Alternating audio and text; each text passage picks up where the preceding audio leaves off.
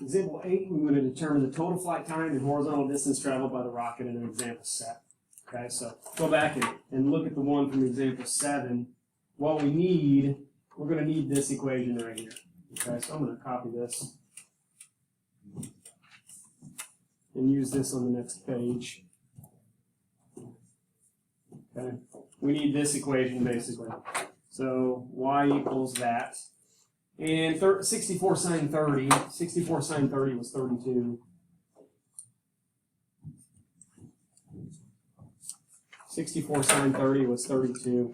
So if we call that 32, I might even switch these two places just to clean it up a bit. We would have negative 16t squared plus 32t plus 3.36. That looks a lot more like the quadratic equation that we're used to dealing with. Okay? So if we want to solve this, we're going to set that y equal to 0, and we're going to try to solve this equation, find the 0.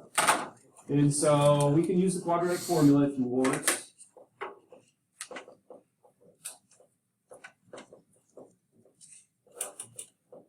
So plug all those coefficients in and do the quadratic formula, find your answer. But what I'm going to do is I'm going to use some technology. I've gone to the internet and found a website. I typed in quadratic equation solver, like this. A lot of different sites will pop up. But basically what you have to do is type in your coefficients. There was a negative 16x squared plus 32x plus 3.36. And so you can see that this graphs it, and it gives you the roots. The roots or the solutions are 2.1 and negative 0.1. 2.1 and negative 0.1 right here.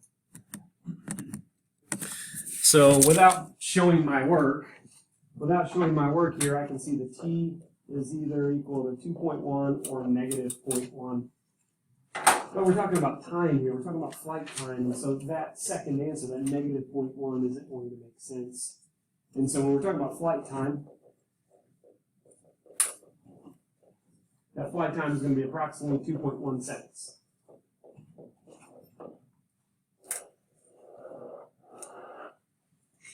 They also want to know the horizontal distance. So the horizontal distance, go back to the original equation, and the horizontal distance was given by this part, 64 cosine 30 times t. So the horizontal distance, 64 cosine 30 times t. 64 cosine 30 was 54.4.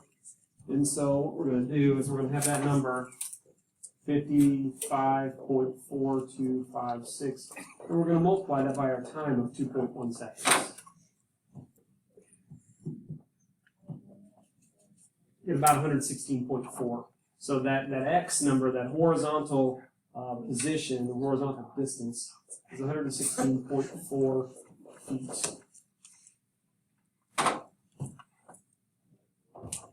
So distance traveled.